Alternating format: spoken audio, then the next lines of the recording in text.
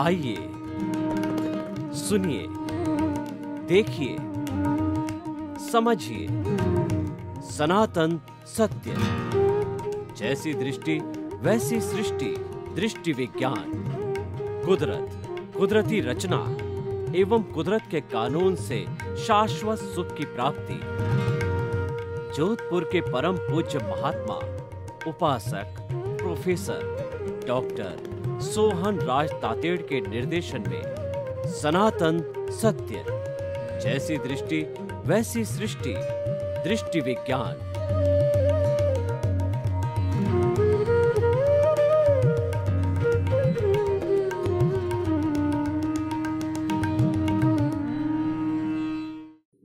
भाइयों और बहनों, आज का हमारा बहुत सुंदर विषय है शिक्षण प्रशिक्षण।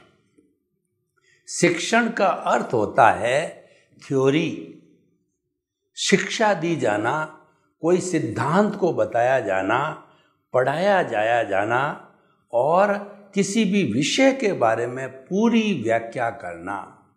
और प्रशिक्षण का अर्थ होता है प्रैक्टिकल ट्रेनिंग, एक्शन, यानी जो कुछ हमने पढ़ा है उसको हम क्रियान्विति में बदलें, उसको हम एग्जीक्यूशन में लावें, वो प्रशिक्षण होता है। अकेला शिक्षण दिया जाता है तो यह तो अधूरा पार्ट है। जब तक प्रशिक्षण नहीं दिया जाता है तब तक वह पूरा नहीं होता है। उदाहरण के तौर पर एक किसी भी सैनिक को हमने तलवार चलाना, भाला चलाना, यह तो जो है उसकी विधि बता दी। भाला ऐसे पकड़ना चाहिए, इतने एंगल से पकड़ना चाहिए, उसकी नोक ऐसे रहनी चाहिए और सारी चीज़ जो है तलवार भाले की सब कुछ बता दी। लेकिन कैसे चलाया जाए उसको चलाते हुए देखना, 5-10 बार डेमो करवाना, वह न किया जाता तो प्रशिक्षण अधूरा होता है। उसी तरीके से देखिए, कोई भी विद्यार्थी है, किसी विद्यार्थी को हमने किसी भी मैथमेटिक्स के सिद्धांत के बारे में बताया, थ्योरम के बारे के अंदर बताया और थ्योरम के बारे में बताने के बाद के अंदर उसको प्रैक्टिकल नहीं करवाया, तब तक वह अधूरा है। लेबोरेटरी के प्रयोग नहीं करवाया और उस प्रयोग की सारी विधि बता दी तो वह कार्य अधूरा होता है। कार्य पूरा तभी होता है जब शिक्षण और प्रशिक्षण दोनों दिया जाता है। भोजन पकाने वाली गृहिणी होती है, वो किताब से पढ़ कर के हर चीज़ का जो है वो ज्ञान कर लेती है कि इतना ये मसाला इतनी परसेंटेज में डालना और सामग्री इतना वज़न में लेना और इस तरीके से जो है पकाना करना, सारी विधि की थ्योरी पढ़ ली। लेकिन प्रशिक्षण यानी प्रैक्टिकल नहीं किया, तब तक वह कुशल गृहिणी नहीं बन सकती है। प्रैक्टिकल करने से अनुभव आता है। प्रैक्टिकल करने से व्यक्ति 1 बार, 2 बार, 4 बार, 5 बार गलती करता है और गलती करते करते वो सीखता है। महात्मा गांधी ने कहा कि कोई भी व्यक्ति बिना असफलता के सफल कभी भी नहीं हो सकता है। कोई व्यक्ति सफल हुआ है इसका मतलब उसने असफलता जरूर ही प्राप्त की है। आप उदाहरण के तौर पे देखिए, एक चींटी मुंह में दाना लेकर के और वो दीवार पर उसका घोंसला है, चढ़ती है तो चढ़ते चढ़ते कभी फिसल के उतर जाती है, फिर चढ़ती है, फिर उतरती है, लेकिन वो हिम्मत नहीं हारती है। वो हिम्मत नहीं हारती है तो एक समय में अपने घोंसले में वह दाना लेकर के अपने बच्चों के लिए वो दाना लेकर के चली जाती है, बच्चों को दाना खिला देती है। तो कहने का अर्थ ये है कि चींटी ने परिश्रम किया, उसने धैर्य रखा, तब वो जो है अपने लक्ष्य को प्राप्त कर सकी। तो हमारा जो आज का विषय ये बताता है कि व्यक्ति को शिक्षण प्रशिक्षण दोनों ही जानकारी करना चाहिए और दोनों की जानकारी के अंदर उसको धैर्य का रहना बहुत ज़रूरी है। देखिए, मैं यहाँ कोट करना चाहूँगा कि जो हमारे भारतीय संस्कृति के बहुत प्रसिद्ध साईं बाबा, उनके दो बड़े सिद्धांत थे कि किसी भी कार्य की सफलता जो है वो श्रद्धा और सबूरी से होती है। श्रद्धा का अर्थ होता है कि जो कार्य किया जा रहा है उसमें विश्वास होना चाहिए, यह कार्य मैं कर सकता हूँ, यह कार्य सही है, यह कार्य किया जाना चाहिए और यह कार्य अगर करें तो सफलता अवश्य मिलेगी। श्रद्धा फलवान होती है, अगर हमारे भीतर श्रद्धा नहीं होती है तो फल नहीं मिलता है। इसीलिए जैन दर्शन में सम्यक दर्शन, ज्ञान, चारित्राणी, मोक्ष मार्ग, जो मोक्ष के 4 मार्ग बताए हैं उसमें से दर्शन को, सम्यक दर्शन को सबसे पहले लिया है कि आपकी जो फेथ है वो राइट फेथ है, वह आपको जो है वो सबसे पहले होनी चाहिए। अगर आपकी फेथ नहीं है तो फिर आगे आपका ज्ञान, चारित्र और तप है वह ज़्यादा जो है कहना चाहिए फ्रूटफुल नहीं हो सकता है। तो इसीलिए श्रद्धा सबसे पहले ज़रूरी है। आपकी माता पिता के प्रति श्रद्धा है तो आप उनको चित्त समाधि पहुंचाओगे। आपको बाल बच्चों के प्रति श्रद्धा का अर्थ हो गया विश्वास। अगर आपको बाल बच्चों के प्रति श्रद्धा है तो वह आप जो है उनको अच्छे संस्कार दोगे, उनको पाँवों पर खड़ा करोगे। तो श्रद्धा एक बहुत बड़ा जो है व्यापक विषय है।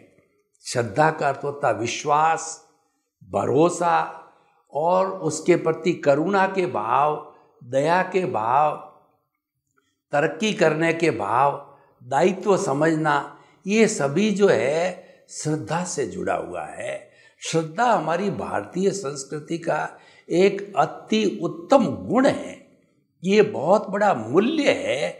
और श्रद्धा जागृत होती है तो निश्चित ही हम आगे बढ़ सकते हैं। बिना श्रद्धा के हमारी अगली मंजिल सफ़र जो है तय नहीं होता है। इसीलिए साईं बाबा ने कहा पहले श्रद्धा रखो और फिर सबूरी का मतलब धैर्य रखो। चींटी ने धैर्य रखा, 1 बार गिरी, 2 बार गिरी, 4 बार गिरी, लेकिन हिम्मत नहीं हारी और वह धैर्यवान रह कर के धीरे धीरे अपने घोंसले के अंदर चली गई।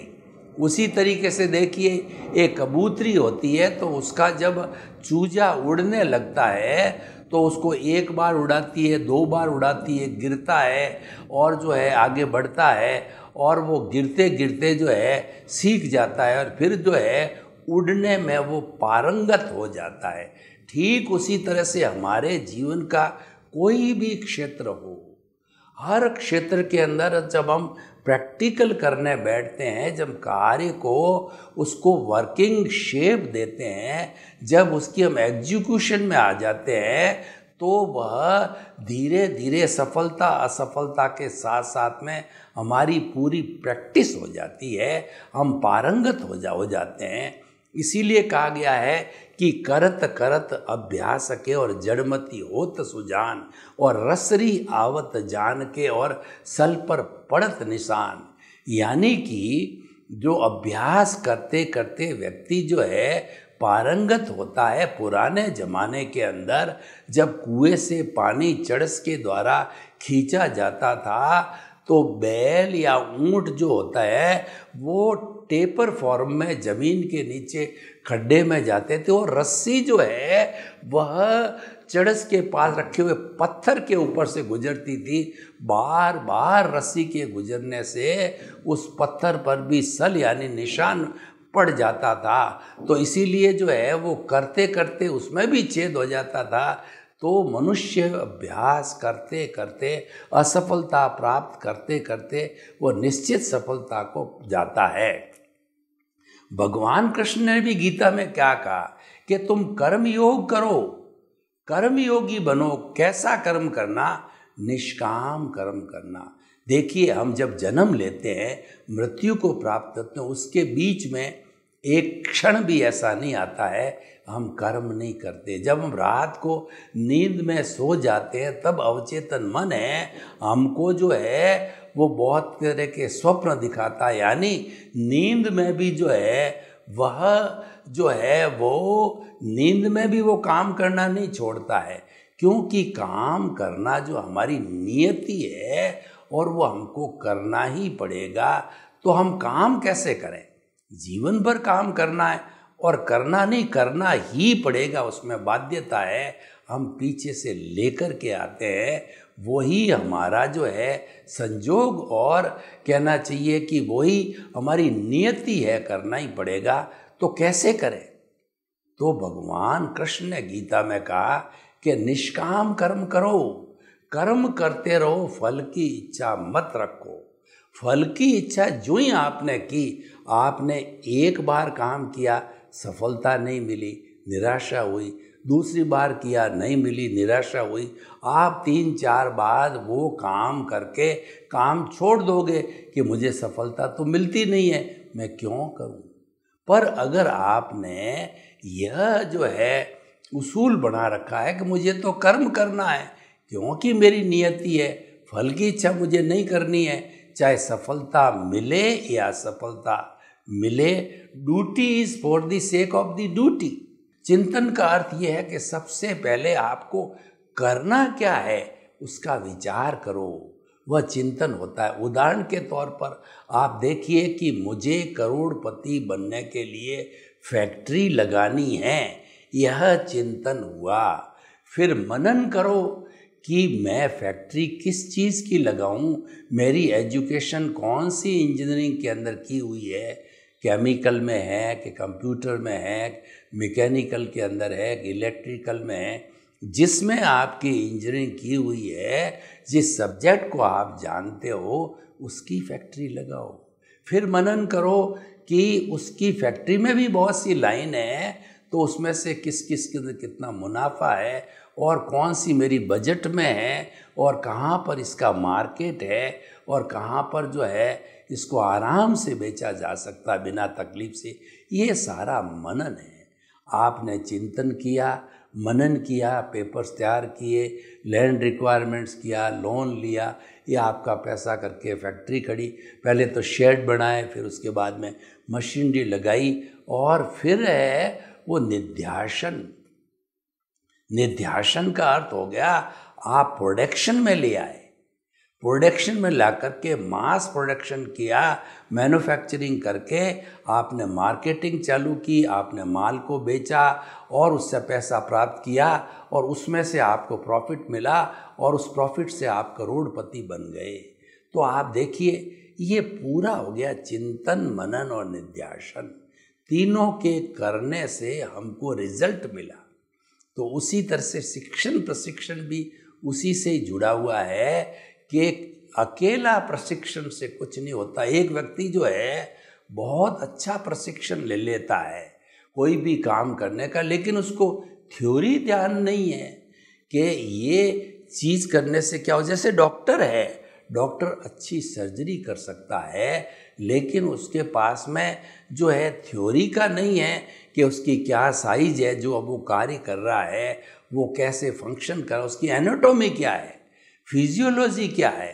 खाली जो है वो ऑपरेशन करने से कुछ नहीं होगा, वापस उसको मेंटेन करना पड़ेगा, उसको मेडिसिन देनी पड़ेगी। तो एनाटॉमी फिजियोलॉजी के समझे बिना अगर कोई भी डॉक्टर यानी उस जो है वो थ्योरी को समझे बिना प्रैक्टिकल यानी सर्जरी कर देता है तो वह सफल डॉक्टर नहीं होता है। किसी भी चीज़ में उठा के देख लीजिए, आज एक टीचर है तो टीचर बहुत पढ़ लेता है, पढ़ने से क्या होगा, वह बात को स्टूडेंट तक अभिव्यक्त कर सकता है या नहीं कर सकता है, उसके लिए प्रैक्टिस की जरूरत होगी। आपके पास में ज्ञान तो बहुत है लेकिन आप एक्सप्रेस नहीं कर सकते, तो ज्ञान क्या काम का। उस ज्ञान को सही तरीके से जो स्टूडेंट के समझ में आ जावे उस तरीके से आप उसको परोसते हो, स्टूडेंट उसके ऊपर क्वेश्चन करते हैं, आंसरिंग करते हैं, वार्तालाप होता है, उनकी जिज्ञासाएं शांत होती है और सारा विषय बच्चे को समझ में आ जाता है, तो वह हॉलिस्टिक हो जाता है, वो उपयोगी हो जाता है, वो लाभप्रद होता है। तो बिना अकेले शिक्षण से कुछ नहीं होता है, अकेले प्रशिक्षण से कुछ नहीं होता है, दोनों करना बहुत ही ज़रूरी है। तो ये आज का विषय है। देखिए अब शिक्षण प्रशिक्षण की मैंने, हमारा सनातन सत्य कार्यक्रम है वो बाह्य जगत और भीतरी जगत दोनों को लेकर के चलता है। एक जगत को लेकर के चलें तो वो हमारा एकांगी दृष्टिकोण हो जाता है, दोनों जगत को लेकर के चलें तो हमारा अनेकांतवादी दृष्टिकोण होता है। एकांतवादी दृष्टिकोण में आग्रह है और अनेकांतवादी दृष्टिकोण निराग्रह है, और जहाँ आग्रह है वहाँ कुदाग्रह है, दुराग्रह है, बहुत से आग्रह खड़े हो जाते हैं।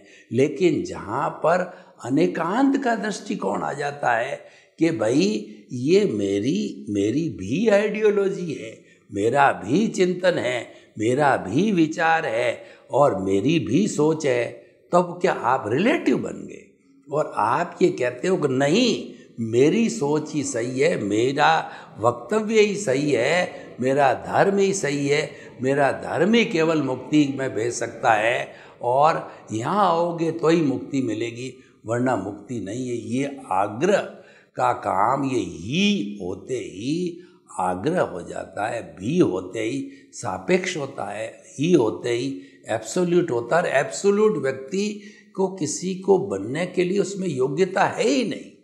एब्सोल्यूट एक्चुअली क्या है कि हमारे मान लीजिए 7.8 अरब की जनसंख्या है तो मुंडे मतिरि भिन्ना, हर एक का अलग अलग दिमाग, सोच, विचारधारा, उसकी आइडियोलॉजी हर एक की अलग अलग है, तो वहाँ भी काम करता है। उन सब भी को जोड़ दो तो परफेक्ट ट्रुथ बनता है, सर्वसहमति बनती है और वह परफेक्ट ट्रुथ है वो हमारा केवल ज्ञान कहलाता है, एब्सोल्यूट ट्रुथ कहलाता है। उसको जानने वाला ईश्वर होता है, भगवान होता है और वो अभी हमारे भरत क्षेत्र के अंदर कोई भी भगवान या ईश्वर है नहीं। वी ऑल आर हैविंग सत्यांश, we all are having the part of the truth. इसीलिए हम ये क्लेम पूर्वक नहीं कह सकते कि मैं कहता हूँ वही सही है, ये तो एब्सोल्यूट ट्रुथ वाले कोई पावर है वही कह सकता है। तो भाइयों और बहनों, हम आपको बताना चाहते हैं अनेकांतवादी दृष्टिकोण अपनाओ। अनेकांतवादी दृष्टिकोण से अब हम भीतरी जगत की भी थोड़ी बात कर लेते हैं। भीतरी जगत में भी शिक्षण प्रशिक्षण कैसे काम करता। बाह्य व्यवहार जगत की बहुत बात करी हमें, तो भीतरी जो साम्राज्य है वह प्रभु का साम्राज्य है, वो साम्राज्य आत्मा का साम्राज्य है, तो वह सूक्ष्म का साम्राज्य है। सूक्ष्म के नियम अलग है और जो स्थूल के नियम अलग है। बाहर का जगत स्थूल जगत है, ये शरीर स्थूल है, इसके जो भीतर बैठा है वो तेजस शरीर है, वो सूक्ष्म है और कार्बन शरीर सूक्ष्मतम है। मैं आपको बताऊं कि आपके जो है मोबाइल के अंदर मेमोरी कार्ड होता है वो कितना छोटा होता है और उसकी मेमोरी देखो 100 GB, यानी कि पूरी जो है एक यूनिवर्सिटी की सेंट्रल लाइब्रेरी एक जो है वह उस जो है कहना चाहिए मेमोरी कार्ड में आ जाती। इसका मतलब जो सूक्ष्म होता है बहुत पावरफुल होता है और जो भीतरी जगत होता है वो बाहरी जगत को संचालित करता है, क्योंकि वो बहुत पावरफुल है। इसलिए हम भीतरी जगत की बात करें तो भीतरी जगत के अंदर आप देखिए कि हमारे जो चेतना का जगत है, जो मेजर डिफरेंस ये है, बाहरी जगत है वो जड़ का जगत है, पुद्गल का जगत है और भीतर का जगत चेतना का जगत है। चेतना के अंदर जो है वो सुख दुख की अनुभूति होती है, फीलिंग होता है, ग्रोथ होता है, प्रजनन होता है, जो कि ठोस में नहीं होता। ठोस के अंदर चेतना है ही नहीं, यानी जड़ के अंदर चेतना नहीं है, तो जड़ तो हमारा साधन हो गया और साध्य है वो हमारी चेतना है। चेतना का ओरा होता है, वो हर क्षण बदलता है और जो हमारा जड़ पदार्थ पुद्गल पदार्थ बाह्य का संसार है, इसका जो है जड़ का ओरा होता है, वो एक निश्चित ओरा होता है, वो बदलता नहीं है, होता हर एक का होता है, वो फिक्स हो रहा है। तो भीतरी जगत के अंदर हम देखें कि भीतरी जगत में शिक्षण प्रशिक्षण कैसे काम करता है। शिक्षण का अर्थ होता है कि भीतरी जो चेतना का जगत है उसकी पूरी व्याख्या करना कि आत्मा क्या है और इसके साथ में जुड़े हुए कर्मवाद, पुनर्जन्म और जो है वो हमारा प्रारब्ध और उदय, कर्मों की 10 अवस्थाएं, यानी एक आत्मा के आने से पूरा जो है एक धर्म का क्षेत्र जुड़ गया। और आज विश्व में 365 तरह के धर्म हैं और चेतना आ गई। हम कहते हैं यह व्यक्ति बेहोश था, उसमें चेतना आ गई। बेहोश में भी व्यक्ति, उसके प्राण जाते नहीं हैं, पर बेहोश क्या एक जड़ सा होता है, लेकिन चेतना आते ही उसमें प्राण आ जाते हैं, वो बात करने लगता। बेहोश व्यक्ति बात नहीं कर सकता। तो चेतना और जो पुद्गल का बहुत बड़ा अंतर है, और कहना चाहिए 2 ध्रुव है, कभी मिलते नहीं हैं, लेकिन एक दूसरे के साधन होने के कारण जो है वह उपयोगी है। और चेतन जो है बिना जड़ तत्व के रह नहीं सकता है। तो इस आत्मा को काम करने के लिए और कर्मों की डिलीवरी देने के लिए, शुद्ध होने के लिए, मुक्ति में जाने के लिए जितना भी जो कर्म रज है, जो कार्मण शरीर है, उसको साफ करना पड़ेगा। यानी शिक्षण लेना पड़ेगा कि कर्म क्या है और कर्म का आश्रम कैसे होता है। बंद कहता हूँ 9 तत्वों की पूरी जानकारी करनी पड़ेगी। जीव, अजीव, पुण्य, पाप, आश्रव, संवर, निद्रा, बंध और मोक्ष, सबकी जानकारी करनी पड़ेगी। और उनकी जानकारी करने के बाद में ये प्रशिक्षण लेना पड़ेगा, इसमें से कौन से हेय है और कौन से उपादेय है। जो हमारे उपादेय है उसका प्रशिक्षण करके उसको हम बढ़ाना पड़ेगा। जैसे कि 2 तत्व है वो उपादेय है, पहला तो है संवर और दूसरा निर्जरा। तो हमारा कार्मण, हमारा उद्देश्य क्या हुआ? हमने शिक्षण लिया कि कार्मण शरीर को शून्य करना है, पर शून्य करें कैसे, ये प्रशिक्षण है। उसको शून्य करने के लिए संवर और निर्जरा भगवान ने 2 तरह के धर्म बताए, 2 तरह का शुद्धिकरण बताया कि संवर का मतलब त्याग, पचकान, यानी आप किसी भी प्राणी को मन से, वचन से, काया से, करने से, करवाने से, अनुमोदने से कष्ट मत दो, ये संवर हो गया। और जो ही आपने संवर किया, यानी आपने जो आश्रव है, जो भीतर हमारे कर्म आ रहे हैं, मिथ्यात्व, अविरति, प्रमाद, कषाय और योग है, इन कारणों से जो कर्म हैं इस नाले में आ रहे हैं, उसको रोक दिया। तो नए कर्मों की एंट्री तो बंद हो गई। अब भीतर भी तो जन्म जन्मांतर के कर्म जो है पुण्य पाप के रूप के अंदर, और 8 कर्मों की 148 प्रकृतियों के अनुरूप वो कार्बन शरीर बना वो पड़ा है, वो बर्फ़ की शिला की तरह पड़े, डिस्चार्ज पड़ा है। तो उसको जो है निर्जरा के द्वारा उसको शुद्ध किया जाता है। वह ज्यों-ज्यों हम संवर की गति को बढ़ाते जाएंगे, ज्यों-ज्यों प्रशिक्षण लेंगे, यानी कि हम जो है आत्मानुमुखी हो जाएंगे, हम अपने स्वरूप के अंदर खो जाएंगे, हम दृष्टि विज्ञान करेंगे, हम ज्ञाता दृष्टा बन जाएंगे। हम जो जड़ जो अपना ऑटो मोड से काम कर रहा है, हमारा जो साधन है उसको करने दो, क्योंकि वो तो करेगा ही। हमने अभी बताया कि हम एक क्षण भी कर्म किए बिना नहीं होते हैं, क्योंकि ये पूर्व जन्म में हम संचित करके आए हैं।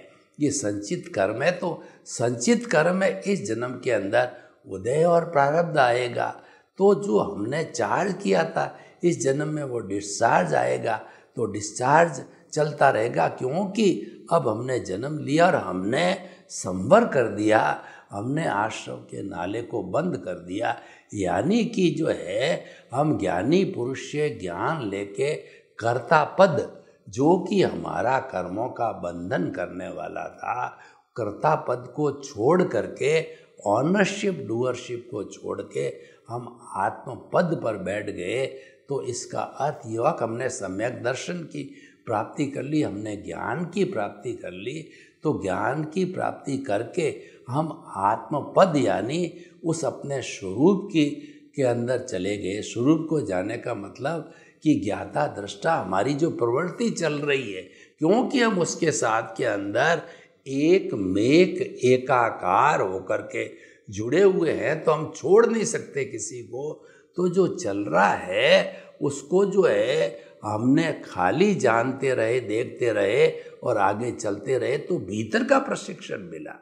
तो भीतर में भी हमारे शिक्षण प्रशिक्षण दोनों चाहिए। इस तरीके से बाह्य जगत, भीतरी जगत शिक्षण प्रशिक्षण से चलता है। सर्वे भवन्तु सुखिनः, सर्वे सन्तु निरामया। लोक के सब जीवों को सुख मिले, शांति मिले, आनंद मिले, प्रेम मिले, सौहार्द मिले। और हम आपसे एक निवेदन करना चाहेंगे कि हमारा सनातन सत्य कार्यक्रम ये आपके परमानेंट सुख की नींव लगाता है, तो कृपया सुनते रहिए और जीवन को धन्य कीजिए। आपके प्रति मंगल भावना शुभ।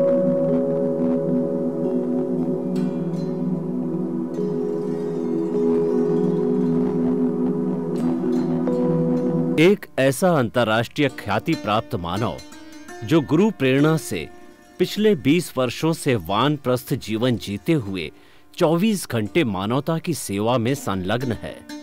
एक ऐसा मानव जो अभी राष्ट्रीय, अंतर्राष्ट्रीय टीवी चैनलों पर 7,500 एपिसोड के माध्यम से सनातन सत्य, आत्मविज्ञान एवं पुनरुत्थान व्यवहार एवं निश्चय जगत के जीवनोपयोगी विषयों पर हृदय स्पर्शी प्रवचन कर चुका है।